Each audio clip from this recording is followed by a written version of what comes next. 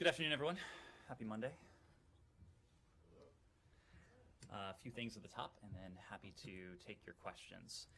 Today, I joined Secretary Blinken and the rest of the country in welcoming the release of U.S. journalist Daniel Finster from prison in Burma, where he was wrongfully detained for almost 6 months. We commend and thank Ambassador Tom Vaidya and his team at U.S. Embassy Rangoon, Special Presidential Envoy for Hostage Affairs Roger Carstens, the expertise of consular affairs, and the dedicated partners, including Governor Bill Richardson, who helped facilitate Danny's release. U.S. officials met briefly with Danny upon his release, and Ambassador Carstens will join Governor Richardson at the airport to welcome Danny when his flight touches down in the United States. We are extremely grateful that Danny will soon be reunited with his family as we continue to call for the release of others who remain unjustly imprisoned in Burma. Next, Japan and the Republic of Korea are two of the United States' closest allies, and our cooperation is essential to tackling today's most pressing challenges in the region and around the globe. As a reflection of this close cooperation, Assistant Secretary of State for East Asia and the Pacific Daniel Crittenbrink visited Tokyo from November 7th through the 10th, and Seoul from November 10th through the 12th for his first travel to the region since assuming his new role some weeks ago. In Tokyo, with senior officials from the Ministry of Foreign Affairs and the Ministry of National Defense, including Vice Foreign Minister Mori and Vice Minister of Defense Shimeda, as well as with members of the Diet, to discuss a broad range of opportunities for the U.S.-Japan alliance and to reassert that the alliance serves as the cornerstone to promote peace, security, and prosperity in the Indo-Pacific and beyond. In Seoul, he met with senior Ministry of Foreign Affairs and Blue House officials, that includes First Vice Minister Che and Deputy National Security Advisor Kim, to reaffirm the ironclad U.S. ROK alliance and discuss how we can continue to broaden our cooperation to tackle the most pressing global challenges of the 21st century. In both Tokyo and Seoul, he stressed the importance of trilateral cooperation to tackle challenges, including the climate crisis and COVID-19, as well as to coordinate our efforts to the complete denuclearization of the Korean Peninsula. And finally, earlier today, the Russian Federation recklessly conducted a destructive satellite test of a direct ascent anti-satellite missile against one of its own satellites. The test has so far generated over 1,500 pieces of trackable orbital debris and hundreds of thousands of pieces of smaller orbital debris that now threaten the interests of all nations. In addition, this test will significantly increase the risk to astronauts and cosmonauts on the International Space Station, as well as to other human spaceflight activities. Russia's dangerous and irresponsible behavior jeopardizes the long-term sustainability of our outer space and clearly demonstrates that Russia's claims of opposing the weaponization of space are disingenuous and hypocritical. The United States will work with our allies and partners to respond to Russia's irresponsible act. With that, I am happy to take your questions. Thank you, Ben. Welcome back for the weekend. Thank you. I don't have a lot, even though there's a lot going on, but just on the Russia statement, I mean, are you making some kind of a formal diplomatic protest to the Russians about this? Why is this a State Department thing? Are you getting into, diplomacy in space?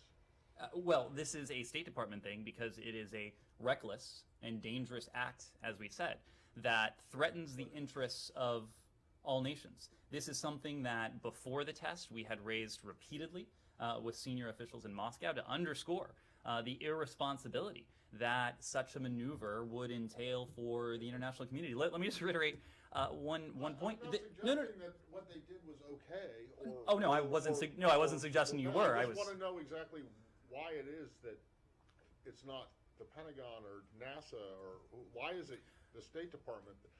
Did you file some kind of formal diplomatic protest to the Russians about this? Again, this is something we have repeatedly raised with Russian counterparts, our concerns for a potential satellite test. And Matt, let me also be clear that we are going to be working with allies and partners around the world to make very clear that this behavior is not something the United States will tolerate. Okay, fine.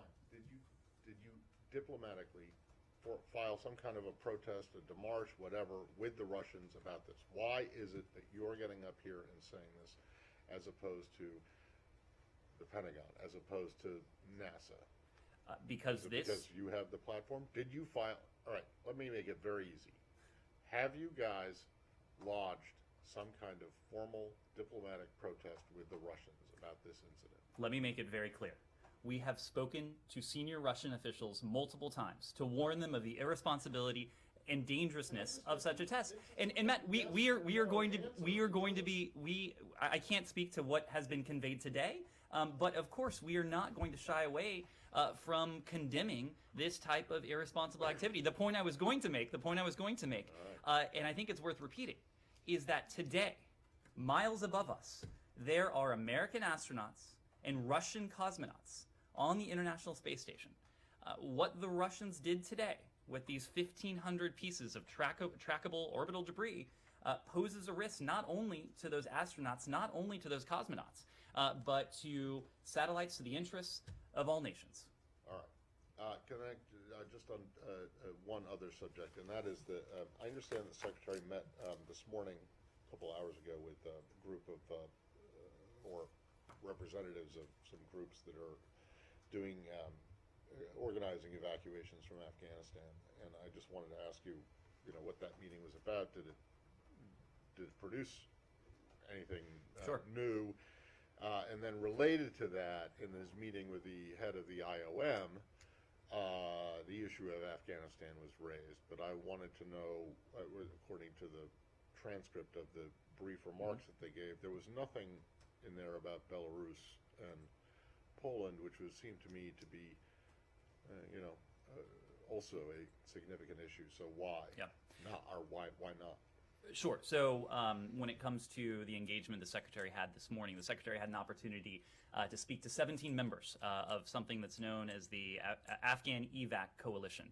We have said for quite some time that our efforts to facilitate the departure of American citizens, of lawful permanent residents, of Afghans to whom we have a special commitment is something that really requires a robust partnership between the U.S. government and other elements. That includes the advocacy community, it includes members of Congress, it includes those who have been working this issue for quite some time. And so the Afghan EVAC Coalition, it is an umbrella group of about 100 organizations.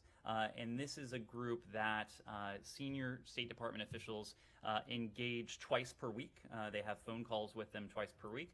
The Secretary was grateful to have the opportunity to take part in the call today. They discussed our collective efforts to provide support to SIV holders and applicants.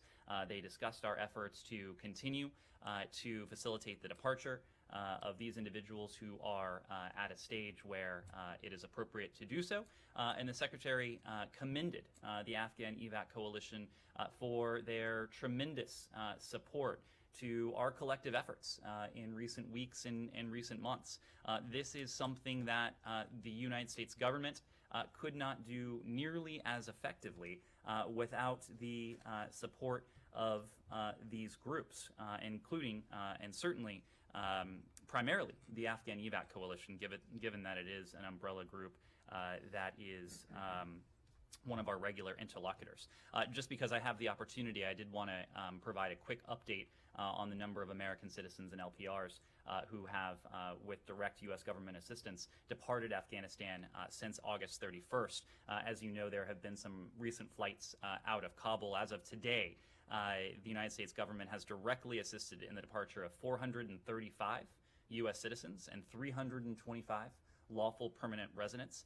You heard us say last week, the Secretary mentioned this when he was meeting with his Qatari counterpart here at the Department of State on Friday, that as of November 10th, last Wednesday, all U.S. citizens who have requested assistance from the U.S. government to depart Afghanistan and who are ready to do so have been offered an opportunity to leave the country. Now, of course, this is not the end of our enduring mission to support American citizens, lawful permanent residents, Afghans to whom we have a special commitment. That mission has and will continue.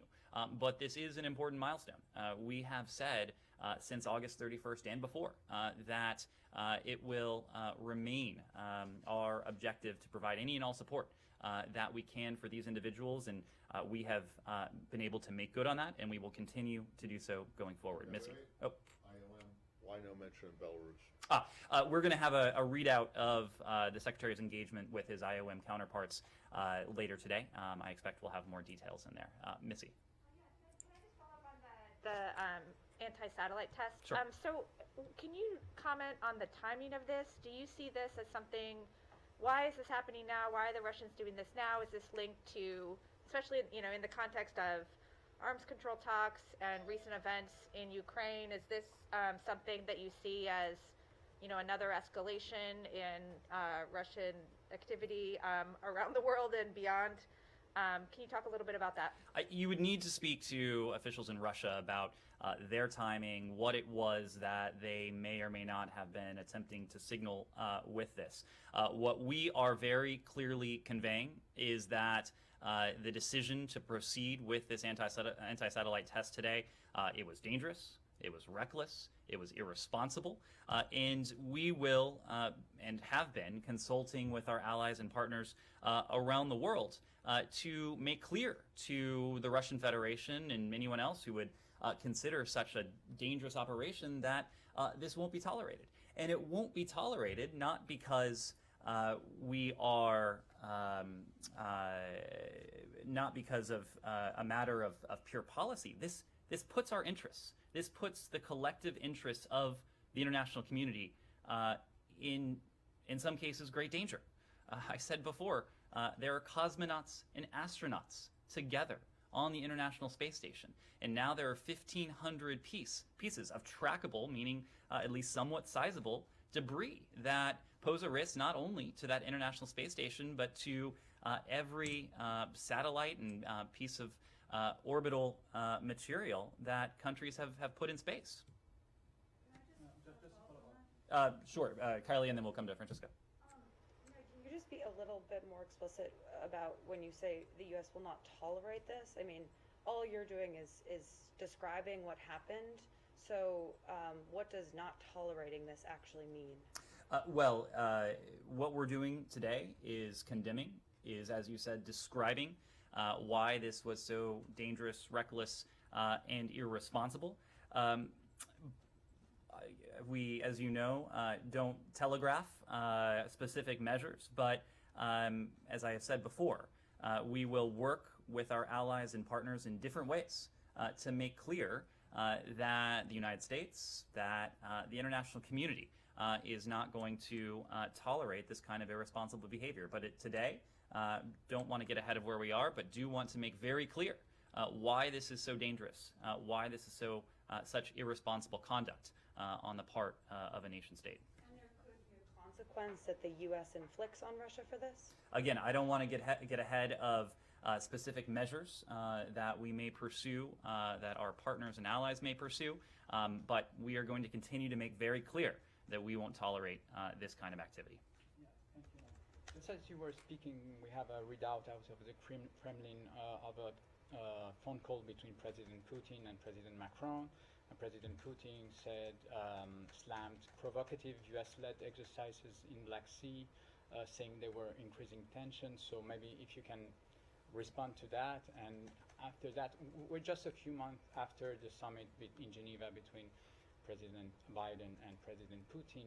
Does all those sanctions that Missy was referring to mean that the message didn't go through, that this summit was useless, or how do you see the dialogue going on forward? Well, we said in the run-up to the meeting between President Putin and President Biden in June that this meeting would be about testing the proposition that the United States and the Russian Federation could have a more stable, more predictable relationship. You were right that we are now several months out from that summit in June. There have been lower-level engagements between senior State Department officials and working-level State Department officials, for that matter, and their counterparts from Russia. But in many ways, I think it is too soon to tell whether that sort of more stable, more predictable relationship with Moscow is on the table. The type of activity we saw today with the anti-satellite missile test, what we are seeing along the border with Ukraine, the unusual military activity that the Secretary spoke to last week, other indications suggest that certainly give us pause. But again, we are keeping those lines of diplomacy open. It remains our goal to see to it if we can achieve that kind of relationship, but it obviously takes two to achieve a relationship of that sort. All the while, we have been very clear in speaking out when the Russian Federation has undertaken activities like the one today that is irresponsible, reckless, and or dangerous.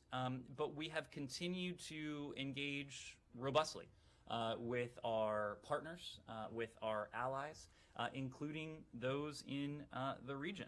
When it comes to Russia's unusual military activity near around the border of Ukraine, we've had extensive interactions with our European allies and partners, including with our Ukrainian partners. Of course, we had a strategic dialogue with Ukraine last week with Foreign Minister Kuleba. The Secretary and President Biden had an opportunity to see the Ukrainian president in Glasgow the other week. We have, during the course of these meetings, including in Brussels, including in other European capitals, described our concerns. We have shared information, and we have held discussions too with Russian officials about Ukraine and U.S.-Russia relations generally. We have made very clear through all of this that escalatory or aggressive actions by Russia would be of great concern to the United States. They are of great concern to our allies and partners. Several of our European allies have had their own high-level discussions with the Russian Federation, and they've voiced very similar messages. So we will continue to coordinate closely with our partners and allies throughout Europe and more broadly in the face of these actions. Again, we hope for a relationship with Russia that is more stable and more predictable, but hope is not a strategy. And we are going to watch very closely as the Russian Federation chooses its actions in the coming days and weeks. On the U.S.-led exercises that President Putin is protesting against? Look, I'll leave it to the Department of Defense to speak to any military exercises, but our intentions vis-a-vis the Russian Federation are very clear. The partnership we have with countries like Ukraine, our enduring commitment to them is also very clear. Yes, Pearl, sure. You mentioned at the top that you will be traveling with Secretary Blinken, so Africa, I'm sure, will welcome you, Ned. 3 countries. I have about 4 or so questions for you, mainly on democracy, on Eswatini and Sudan, which are inextricably linked to Kenya, Nigeria, and Senegal. So I'm going to start at the top here with a democracy question for you. Eswatini's Pudemo president, I spoke to him just 2 days ago. He says this, and I quote, "British Prime Minister Harold Macmillan visited many countries, but it was his Winds of Change speech made in South Africa that influenced and sparked change across the continent. My audiences, which are all young audiences, are hoping that the pronouncements Secretary Blinken will make are going to have a similar effect." Ned, part of what Secretary Blinken is going to be doing in Nigeria is going to be meeting with entrepreneurs in the digital sector and make his largest democracy speech in Nigeria. So my question to you is, as I tweet, likely after this briefing, currently Twitter is banned in Nigeria. So this limits freedom of speech. Secretary Blinken will be in Abuja 1 year after excessive force was used on protesters on the streets of Nigeria, where currently Emma Swatini are still protesting and seemingly following the John Lewis mantra of make good trouble, but shot and face excessive force by security forces. Could you respond, since Secretary Blinken will be making a US-Africa democracy speech here? I want to move on and link to Sudan. A friend of mine who is one of Prime Minister Hamdok's ministers, I met him here when he came to DC. I believe I learned, unfortunately, last night that he may have lost his eye. I thought he was killed, but I believe he's still alive, but he's one of the detainees. So I'd like to find out from you that as Secretary Blinken is having his meeting with President Kenyatta, will he have any positive effect on the political prisoners, and is there any plans that maybe you are having regarding visiting any of those prisoners inside Sudan? And on my additional question regarding, for example, the issue of freedom of assembly, non-violent freedom of assembly, I wish you could address that. You talk about common values and the three themes that he is going to be going there for.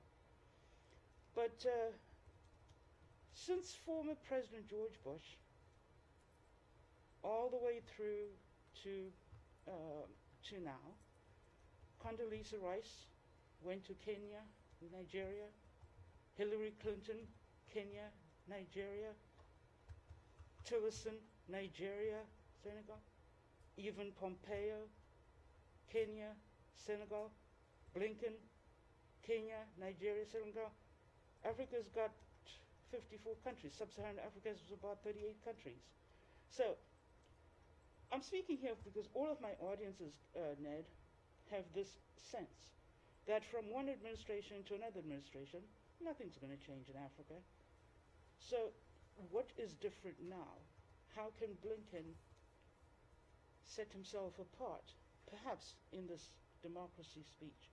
Perhaps if you could address those questions, I may have a follow-up question. Sure. Well, let me start with those. So you are correct that we are departing late tonight for Kenya, Nigeria, and Senegal, and we'll be have the pleasure of being in Africa for the better part of this week. But I would hasten to add that the issues we are going to be discussing, the areas on which we are going to be focusing, and I would name a few: climate, global health and COVID-19 in particular, democracy and human rights that you alluded to as well, and then certainly people-to-people ties, which are incredibly important in a country where an overwhelming majority of the people on the continent are under the age of 18, or it's an incredibly young continent with tremendous promise, tremendous opportunity. And it's the charge of this administration to determine how we can partner together most effectively to harness, to unlock that potential, working together as partners. And that is how we see our relationship, not only with Kenya, Nigeria, and Senegal, but with all of those countries on the continent of Africa with whom we share interests and values. And there are many. So yes, the Secretary will physically be on the soil of those three countries, but we are going to be speaking to issues, he will be speaking to issues, I should say, that are universal or continental in their applicability. So these will be themes that are just as relevant to Kenya and Nigeria and Senegal as they are to the 51 other countries on the continent, including those of sub-Saharan Africa. This, of course, will be the Secretary's first trip to Africa in his current role of Secretary of State, but I am confident in saying it will not be his last. As you know, there have been other high-level senior administration officials who have traveled to Africa. That includes our Undersecretary of State for Political Affairs, Toria Newland. It includes the Deputy National Security Advisor, the Principal Deputy National Security Advisor, John Feiner. It includes another Deputy National Security Advisor who was just there last week or in recent days to discuss several concrete initiatives, including Build Back Better World, the affirmative development infrastructure agenda, I should say, that the United States looks forward to partnering with in countries, including those in Africa. Did you miss a couple there? Did I miss a couple? The cabinet member that's been there was just there. Does she not get a mention? Or the USAID administrator? Does she not get a mention either? There, Matt, as I said, there have been many senior administration officials who have been. I'm sorry. All due respect to John Feiner, but I think that Linda Thomas Greenfield outranks him. That is correct. So does Linda Thomas Greenfield was just there. She was just there on a UN Security Council delegation. But thank you for underscoring the point that there have been plenty of senior administration officials who have been on the continent, including in recent days. When it comes to President Kenyatta, obviously Nairobi is our first stop. We will have an opportunity to meet with President Kenyatta, with the foreign minister, with other senior officials on Wednesday. You will hear directly from Secretary Blinken and his counterpart when they look forward to speaking to you. But as we've said, we very much appreciate the leadership role that President Kenyatta has demonstrated in the context of the conflict in Ethiopia. He has used the power of his voice, he has used the power of his office to call for an immediate cessation of hostilities and to reinforce the very messages that we're hearing from former President Obasanjo, the AU envoy, the very messages that you have heard emanate from here and emanate from our senior officials. So, of course, Ethiopia will be high on the agenda when we meet with President Kenyatta, as will other regional security issues, and that, of course, includes another one that you raised, and that is Sudan. You raised the question of the issue of those who have been detained since October 25th, when the military instigated their takeover. So let me just speak to a moment where we are with Sudan to preview, I suspect, what you will be hearing more of when we're in Kenya later this week. We've said before that we are gravely concerned by the military's unilateral purported appointment of a sovereign council in violation of the 2019 constitutional declaration. We're concerned because we think it will increase tensions. We saw on November 13th, as we have seen in previous instances since October 25th, that the Sudanese people continue to speak out clearly in support of their country's continued transition to democracy. We back their call very strongly for the restoration of Prime Minister Hamdok and the civilian-led transitional government established under the 2019 constitutional declaration. We join the Sudanese people in calling for the lifting of the state of emergency. We call for respecting the right of peaceful assembly, which you alluded to, the right of people everywhere, including in Sudan, to assemble peacefully. And we call, to another point you referenced, for the immediate release of all civilian leaders and protest organizers detained since the takeover. We are alarmed by the crackdown that has occurred, including the violence that occurred over the weekend, and we stand in solidarity with the family and the friends of these and other defenders of Sudan's democratic revolution. As you may know, our Assistant Secretary for African Affairs, Molly Fee, she is in Khartoum at this moment. She arrived last night. She is engaging in meetings today and tomorrow before she meets with us and the Secretary in Nairobi later this week. She's there to express our concerns with the military overthrow of the transition government and to discuss the path to the immediate restoration of Prime Minister Hamdok and the civilian-led transitional government established under that 2019 constitutional declaration, the very entreaty, the very demand that has been put forward by the Sudanese people and that has been backed by a wide and broad swath of the international community. As I said before, she will then join Secretary Blinken and the traveling team in Nairobi and continue on the rest of the trip with us. Ned, can I just press you on two things here? And I appreciate your responses. Thank you for those. Back on the democracy issue, in your view, perhaps in Secretary Blinken's view, how is he going to reconcile, for example, your statement says that he's making it, and he's going to be visiting the largest democracy on the continent. There are very few actual democracies, but the largest. With a speech, for example, in a region where there is also an absolute monarch in the kingdom of Eswatini. And just if maybe you can address the issue on a separate issue of while he's there are countries in Africa, Uganda, Rwanda, and so who did take in some Afghan refugees. Might he find out what is the status of those? Have they already left Uganda and Rwanda, or are there any plans for them? Are they going to continue? What are your plans there? When it comes to what you will hear from the Secretary regarding democracy and human rights, and as you have alluded to, he will deliver a speech on the administration's policy towards Africa and our partnership with the countries of Africa during the course of this trip. I would reiterate that the messages he will deliver, they won't be unique to Kenya, they won't be unique to Senegal, they won't be unique to Nigeria. They will speak to the opportunity and they will speak to the challenges that the countries of the continent face. There have been tremendous success stories on the continent of Africa in recent decades. There have also been setbacks, of course, and we have just been speaking about a couple of them. He will speak to the fact that democracy has progressed, and in some cases it has come in fits and starts to other countries as well. So he can certainly deliver a message that is relevant to countries like Eswatini from, in this case, West Africa. And that is what I think you will hear, messages that are universal or continental in their applicability. You asked a second.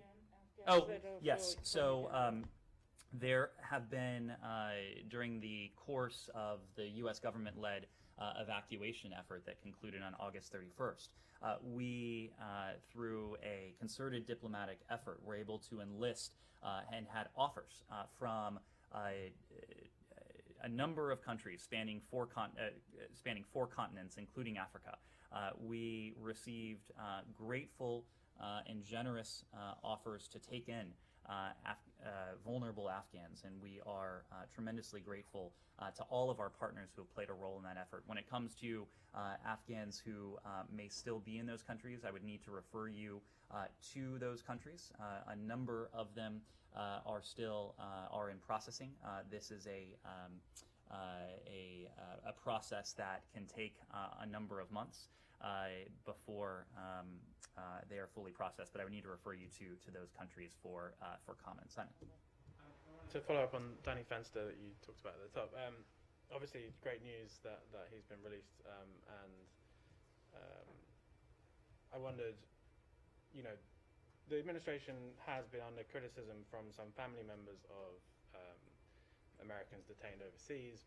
There's a criticism that bringing Americans home has not been prioritized enough in some of the foreign policy of this administration, and obviously this is a case where an American has come home. But just to kind of follow up on the way your statement describing it and the Secretary's statement describing it, I'm kind of interested to know what specifically was Special Envoy Carsten's role in this, and the embassy and other officials you mentioned, and if these officials are playing a significant role in bringing Danny home,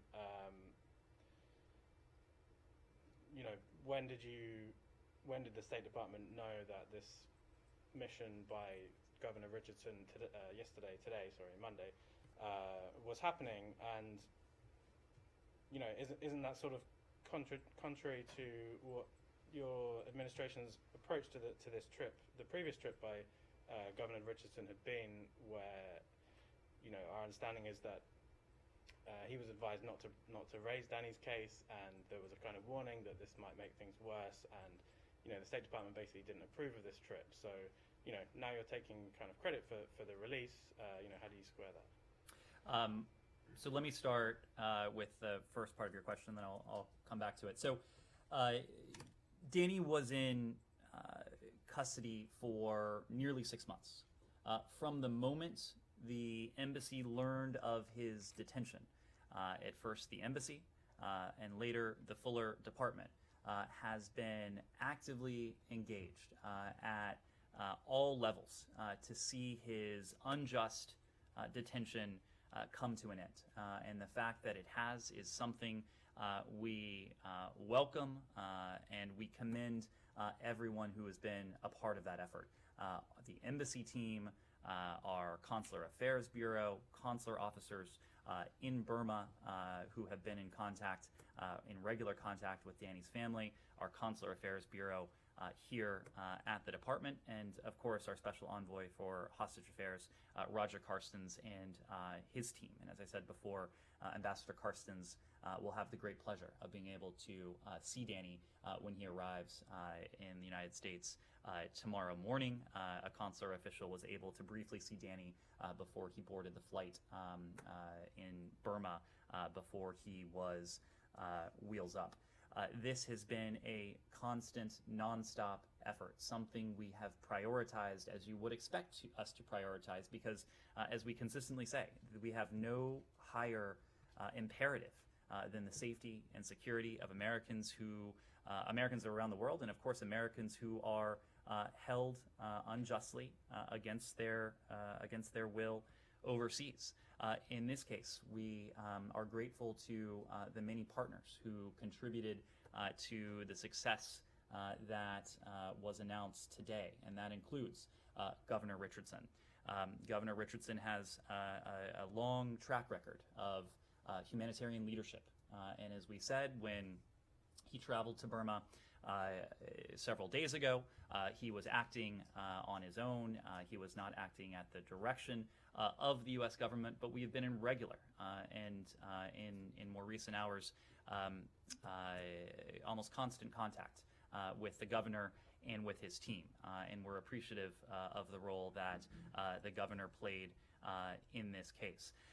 I just want to be very clear. We are commending those who were involved in this, but this is not about taking credit.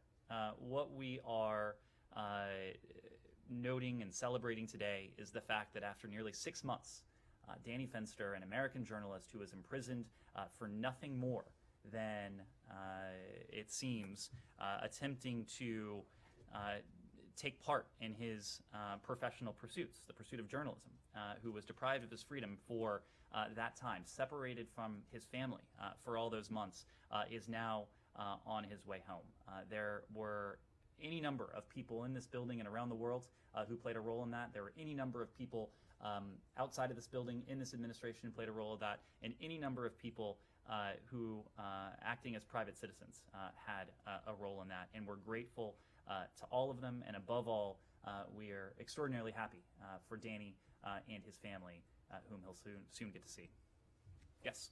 Can you give us an update on Rob Malley's trip to the Middle East, how he's using that specifically to prepare for the resumption of talks, and is he going to come back here before then or go straight to Vienna? Sure. Special Envoy Malley, as we announced last week, has been on a trip to consult with our partners in the region. He was in the UAE. He is now in Israel, where he has had excellent engagements. He's met with Israel's foreign minister, the defense minister, the national security advisor, the director of the Mossad, among other Israeli counterparts.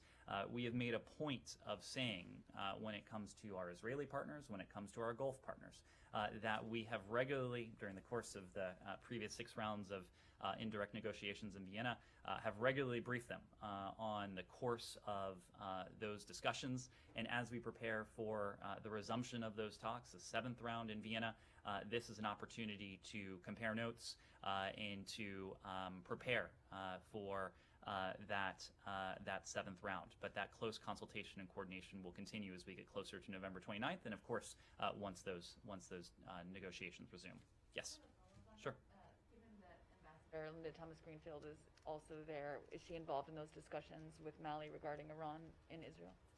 My understanding is that the Ambassador Thomas Greenfield, has a broader agenda while she's there. Of course, Special Envoy Malley is squarely focused on the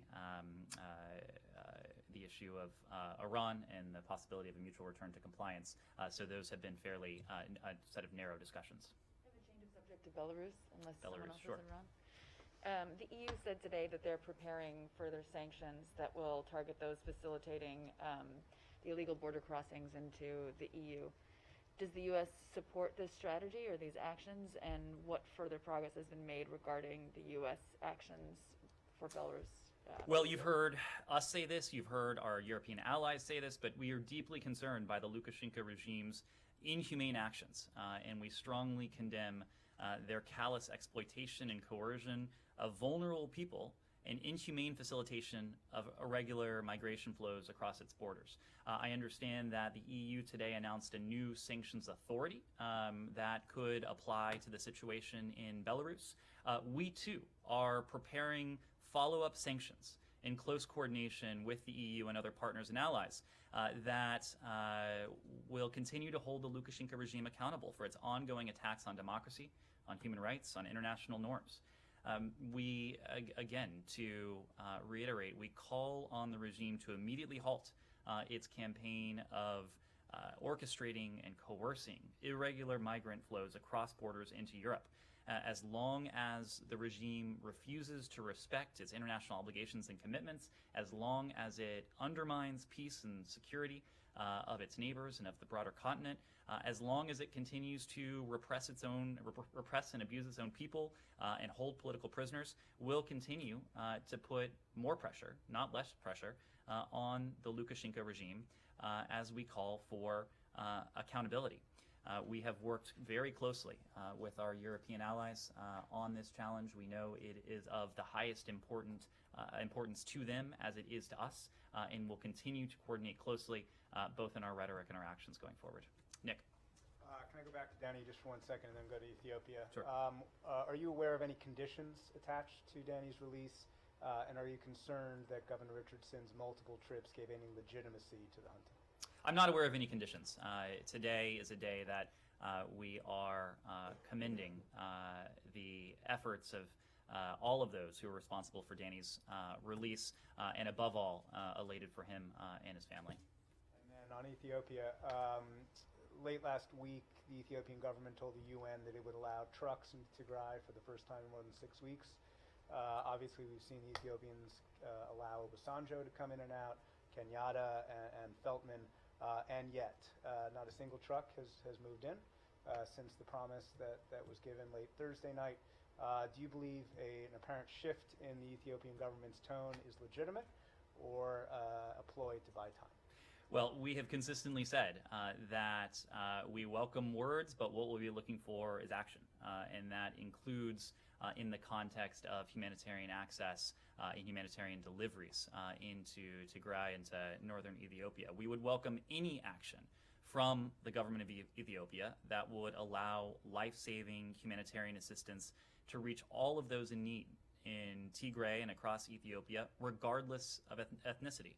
We have not seen, as you alluded to, any action that would indicate that these trucks can safely transport life-saving humanitarian supplies. Moving trucks with relief supplies is just one of many steps that are necessary to help the millions of people across the region who are in need. We know, and we've heard from humanitarian aid organizations, that they need to be able to move fuel, to move cash, to move food, to move other supplies in order to operate programs that distribute these life-saving and essential supplies once they go into Tigray and Amhara. We have repeatedly and increasingly urgently called for all parties to allow and facilitate unhindered humanitarian access, and we are alarmed, as we have said over the course of the last week or so, at the detention of UN and NGO staff and drivers, which is yet another obstruction of humanitarian aid. Humanitarian aid, humanitarian access must be allowed so that these aid workers can work free from harassment, free from intimidation, and of course, free from detention as well. let me make one other point, because it is just incredibly important in the context of Ethiopia. This is a challenge that we are engaging on. It's a challenge that will be high on the agenda when Secretary Blinken meets with President Kenyatta and is in the region, is in Kenya and the continent this week. But the security situation in Ethiopia continues to be tenuous. Earlier this month, our embassy went on order departure. Our embassy is still open, but we did go on order departure. And since earlier this month, we have gone from recommending to urging Americans to avail themselves of the commercial flight options that continue to be available out of Addis to leave the country immediately. We are doing that not because we are pessimistic about the prospects for peace, but because we are practical. And these options are still available today. There are days this week where nearly 24 commercial flights will be available. We understand from the embassy that there is excess capacity on these flights. The embassy's section of American Citizen Services has actually extended its hours. It's open 7 days a week. We are providing repatriation loans. In other words, we are actually upfronting the costs of return tickets or tickets, airfare out of the country, so that Americans can avail themselves of this option. I think there may be a misperception that what we saw in Afghanistan is something that the U.S. government can undertake anywhere and everywhere in the world.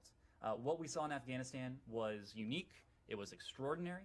It was something that this administration had not done before. It is something that no administration had done before.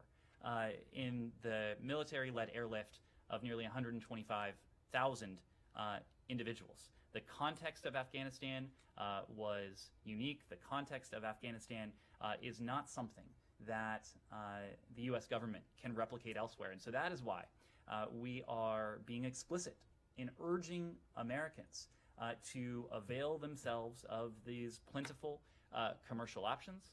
The security situation in and around Addis continues to be stable, and there is no reason that Americans should wait until the last minute or that anyone should expect that we may be in a position to undertake something similar to what we saw in Afghanistan. The conditions, the context is just quite different. If you're raising that Afghanistan in that context, only underline the point that the Secretary made on Friday, which is that you were worried about the state imploding?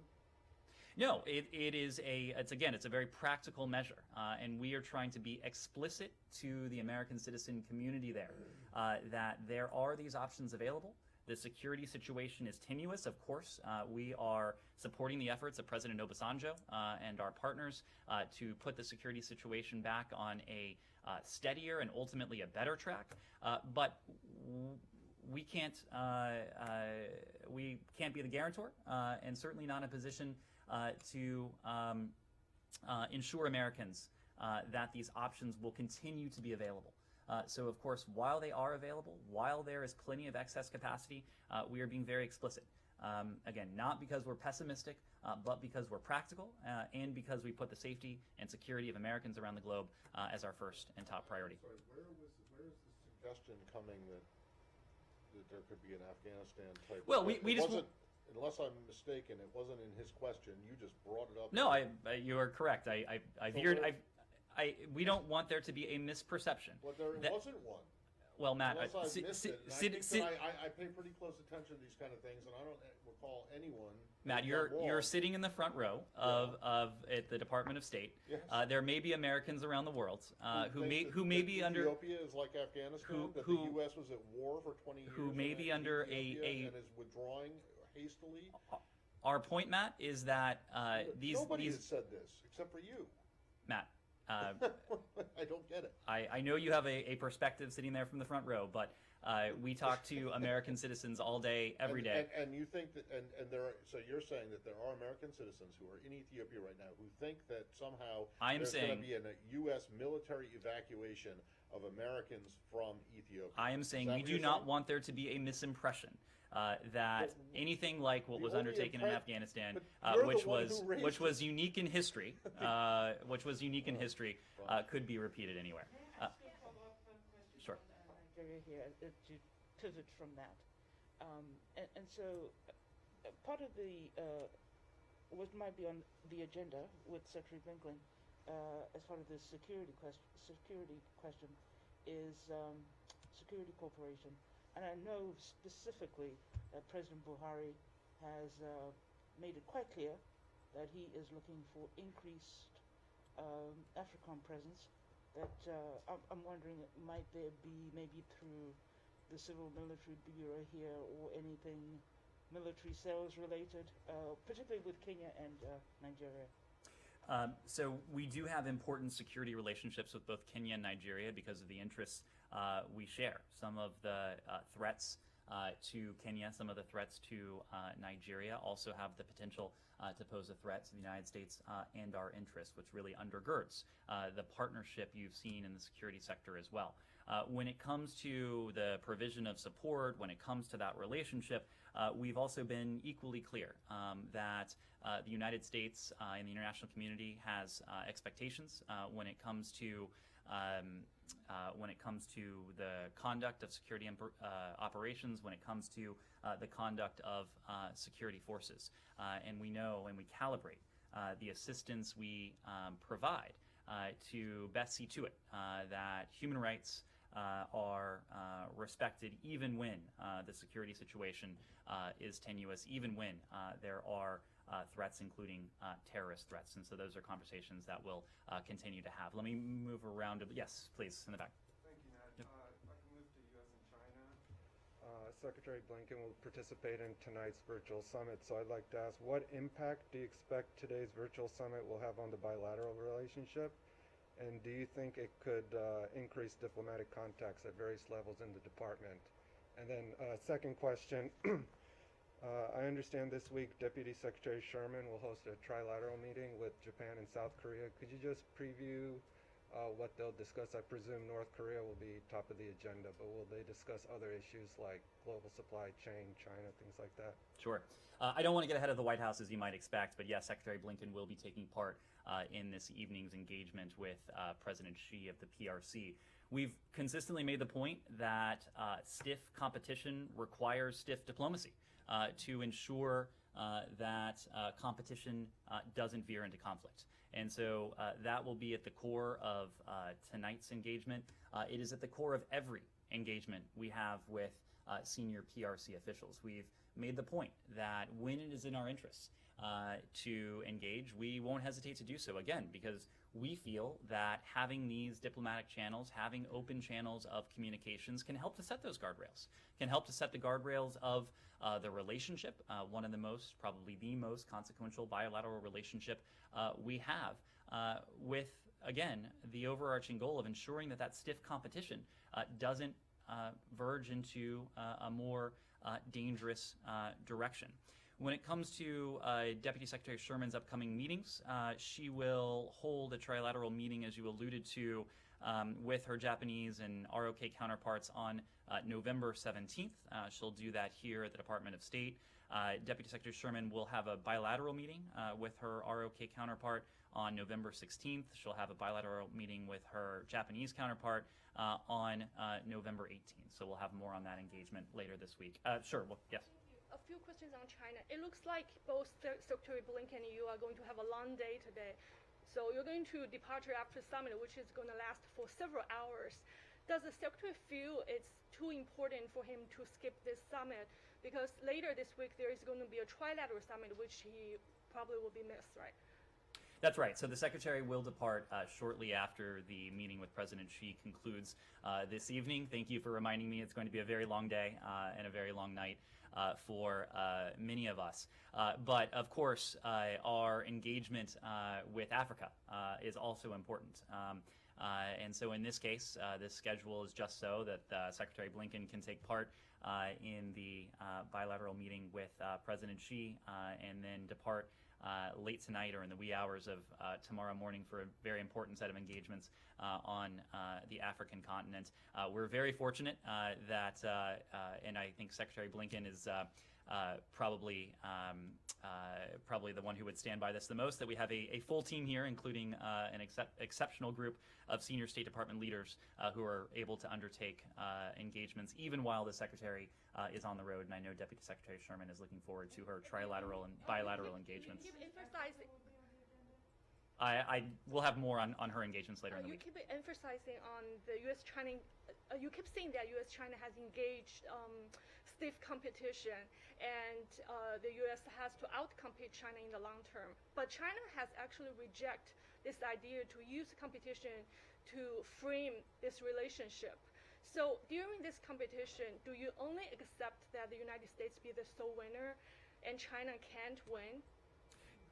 Look, I will leave it to the PRC to determine how they want to frame the relationship. We frame the relationship. For us, the relationship at its core is about competition. I think the other important point to your question, it's not a zero-sum game. It is not a game. It is not a scenario in which the United States wins and China loses. This is a relationship where, of course, there are going to be plenty of competitive areas. There are going to be some cooperative areas, and there are going to be areas that are adversarial in nature. But we can manage all of those things. I think there's an unfortunate perception that our relationship with the PRC only has the ability to be binary. Either we're engaging or we're competing or we are engaging in adversarial behavior. The fact is that we can and that we must do all of those things simultaneously. And so that is why the president thinks it's important that he has an opportunity to engage, not quite face-to-face, but at least screen-to-screen with President Xi. It's the very same reason that Secretary Blinken has had opportunities, including in recent days, to speak with his PRC counterpart as well, and you've seen a host of other engagements. Last week, the White House has said there is no major deliverables coming out of this summit. Why are you trying to set the bar so low? Is it because of domestic political pressure? This isn't about expectation setting. It's not about setting the bar low or setting the bar high. It's about the most important element that there is in our bilateral relationship with the PRC. And that is very clearly managing that competition, establishing the guardrails. If we are able to do that, if we are able to do that effectively and successfully, there could be no greater deliverable for the United States, for the region, and the rest of the world. That is what tonight is all about. That is what has been at the center of all of our engagements with the PRC. Yes, Barbara? Just a quick follow-up on Russia. Apparently the astronauts on the International Space Station had to take refuge in a pair of space capsules because of a cloud of space debris. Do you know if that was because of the test, this debris? I've seen that report. I would refer you to NASA. The only amendment I would make would be, if that were true, it'd be astronauts and cosmonauts. Anyone else? Kylie. Kosovo. I'm just wondering if you guys have an update on the plan for the Afghans who are in Kosovo.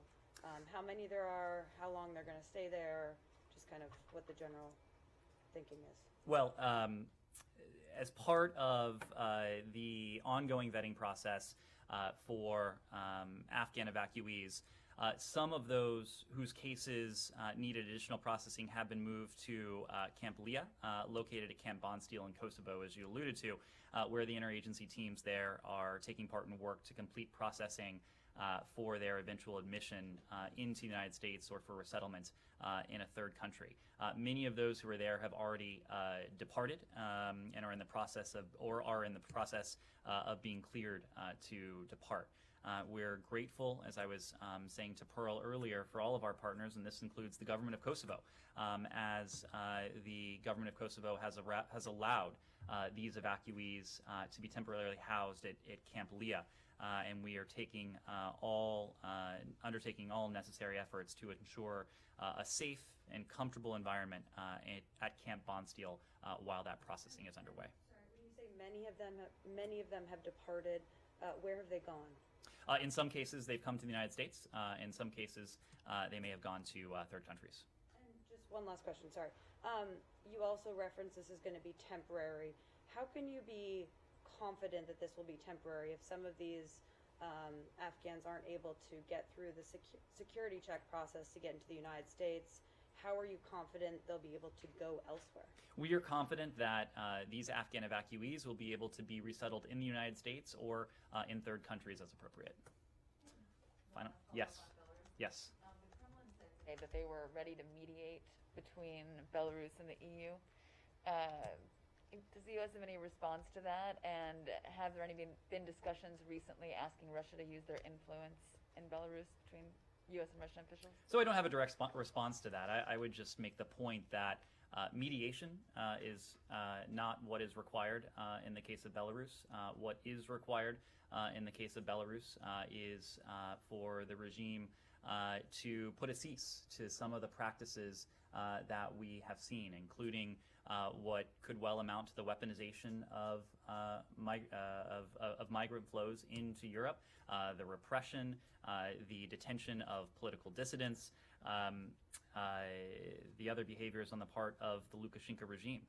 What is true is that Moscow has influence. Moscow has sway over the Lukashenko regime in a way that few, if any, other countries do. And we would certainly welcome Moscow using its influence, using its sway in a way that is constructive and in a way that is productive when it comes to making clear to the regime that these practices